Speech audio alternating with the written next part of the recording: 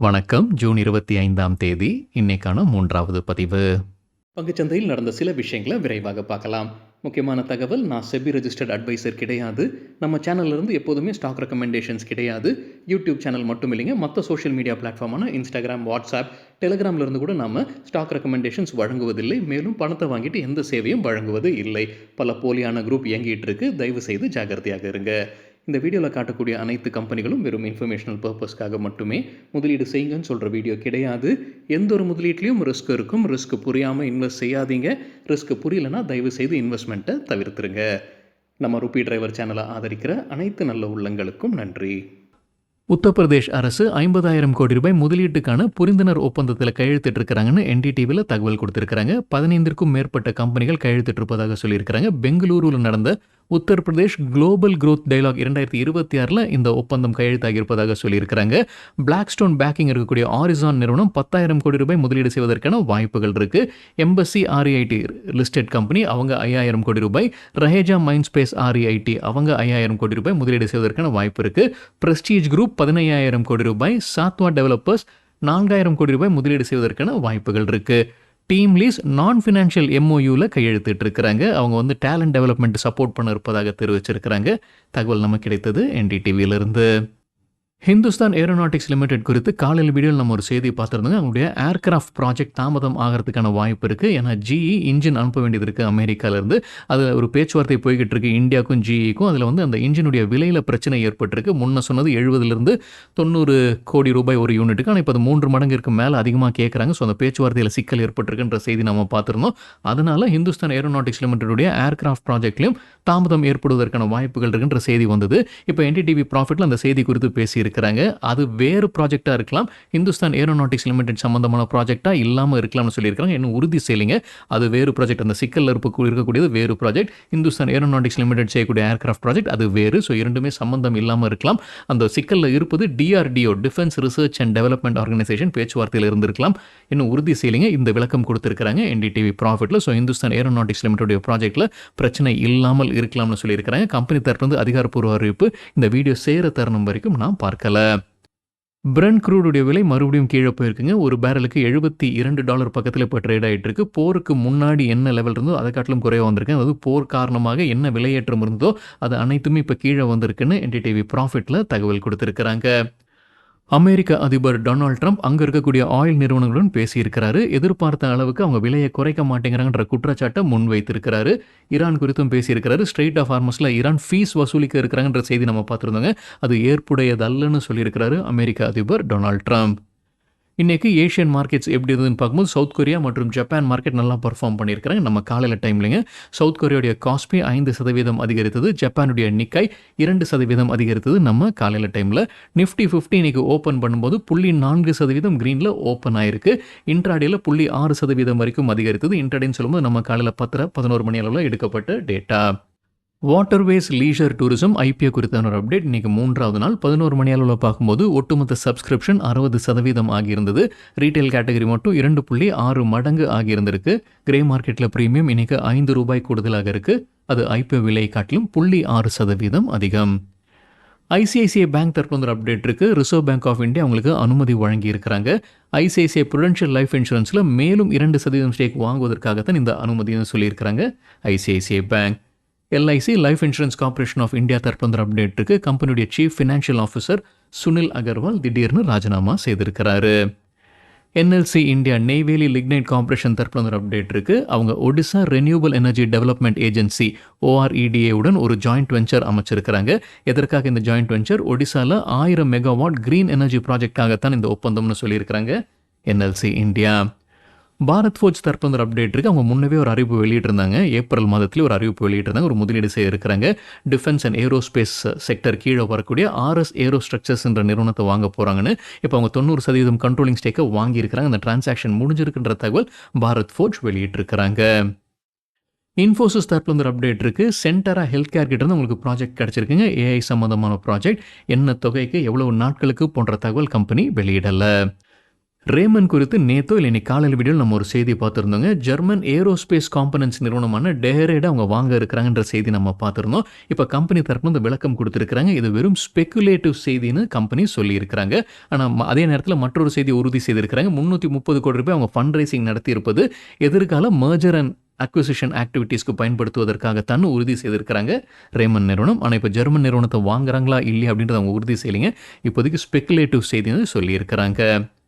Vikram solar தரப்புல ஒரு update இருக்கு. 2 நாட்களுக்கு முன்னாடி நம்ம ஒரு செய்தியை பார்த்துருந்தோங்க. இசித்வா ஸ்டீல்ஸ் கம்பெனி மீது கார்ப்பரேட் இன்சால்வன்சி வழக்கு பதிவு செய்திருக்காங்க. NCLT நேஷனல் கம்பெனி லா ட்ரிபியூனல்ல விசாரணைக்கு அவங்க எடுத்துக்கிட்டாங்கன்ற செய்தி நம்ம பார்த்துருந்தோம். கிட்டத்தட்ட 10 கோடி ரூபாய் பாக்கி வைத்திருக்கிறாங்க விக்ரம் சோலார். இசித்வா ஸ்டீலுக்கு 2019 ஆண்டு முதலே அது நிலுவையில் இருந்துகிட்டு இருக்குங்க. அதனால் அவங்க வழக்கு தொடர்ந்துருக்காங்க NCLT அந்த வழக்கை ஏற்றுக்கிட்டு இருக்கிறாங்க விசாரணைக்கு. இப்போ விக்ரம் சோலார் என்ன பண்ணியிருக்கிறாங்கன்னா NCLAT நேஷனல் கம்பெனி லா அப்பெலட் ட்ரிபியூனலுக்கு போயிருக்கிறாங்க. அவங்க இடைக்கால தடை விதிச்சிருக்கிறாங்க. ஸோ கம்பெனிக்கு சாதகமாக தீர்ப்பு வந்திருக்குங்க.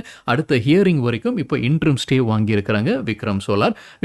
என்ன கூடுதல் தகவல் சொல்லியிருக்கிறாங்கன்னா ஒட்டுமொத்த வருவாய் கம்பெனியுடையது 4800 கோடி ரூபாய்க்கு மேலே, அதே போல் ப்ராஃபிட் ஆஃப்டர் டாக்ஸ் 470 கோடி ரூபாய்க்கு மேலே. இது நிதியாண்டு 2026 டேட்டா வெளியிட்டிருக்கிறாங்க.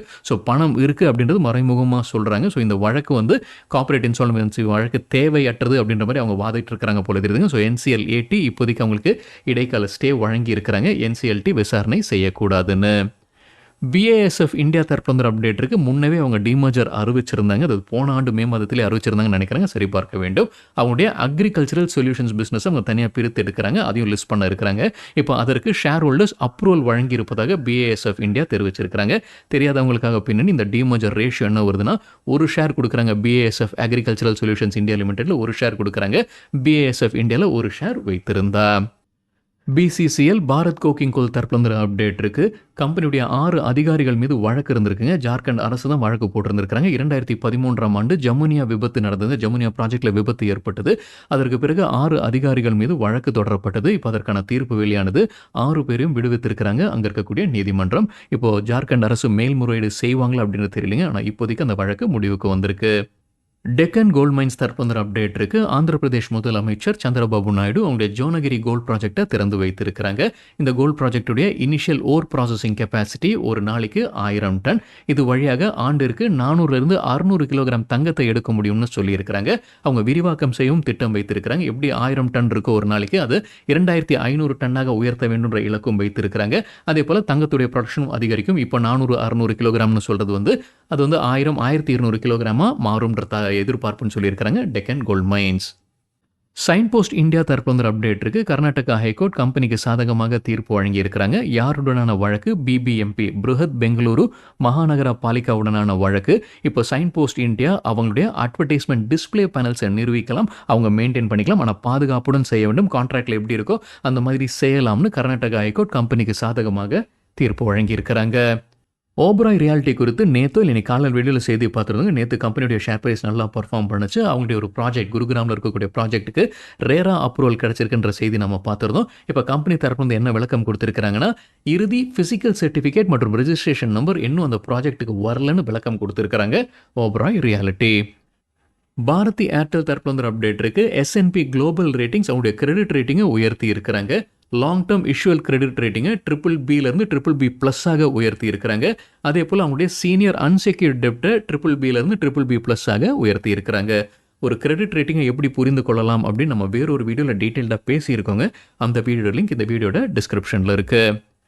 ஸ்டெர்லைட் டெக்னாலஜிஸ் தரப்புல அப்டேட் இருக்கு. குவாலிஃபைட் இன்ஸ்டிடியூஷனல் பிளேஸ்மெண்ட் வழியாக ஃபண்ட் ரைசிங் நடத்துறாங்க. நேற்று ஓப்பன் ஆயிருக்காங்க ஜூன் 24 அவங்க நிர்ணயித்திருக்கக்கூடிய floor price ₹613.69.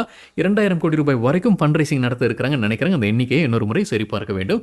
Sterlite டெக்னாலஜிஸுடைய share price இந்த ஆண்டு மட்டும் 470% அதிகரிச்சிருக்குன்னு மணி கண்ட்ரோலில் தகவல் கொடுத்துருக்காங்க.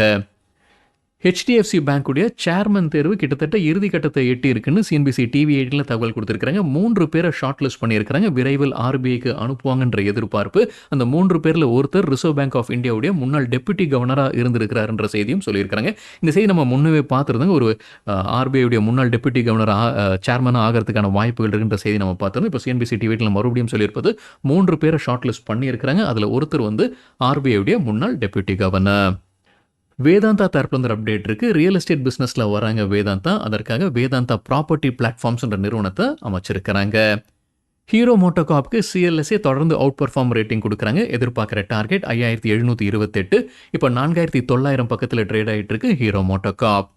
கஜாரியா செராமிக்ஸ்க்கு கோல்ட்மேன் சாக்ஸ் தொடர்ந்து பை ரெக்கமெண்டேஷன். எதிர்பார்க்குற டார்கெட் பிரைஸை உயர்த்தி இருக்கிறாங்க. முன்ன சொன்னது 1170, புது டார்கெட் 1330. இப்போ 1210 பக்கத்தில் ட்ரேட் ஆகிட்டு இருக்கு கஜாரியா செராமிக்ஸ். நெஸ்லே இந்தியாவுக்கு பேங்க் ஆஃப் அமெரிக்கா தொடர்ந்து அண்டர் பெர்ஃபார்ம் ரேட்டிங் கொடுக்குறாங்க. ஆனால் டார்கெட் பிரைஸை உயர்த்தி இருக்கிறாங்க. முன்ன சொன்னது 1320, புது டார்கெட் 1355. இப்போ 1400 பக்கத்தில் ட்ரேட் ஆகிட்டு இருக்கு நெஸ்லே இந்தியா. அதானியுடைய ஏஜிஎம் நடந்திருக்குங்க. அதானி குரூப் கம்பெனிஸுடைய ஏஜிஎம் நேற்று நடைபெற்றது. அதுலேருந்து கிடைத்த சில தகவல் விரைவாக பார்த்துடலாங்க.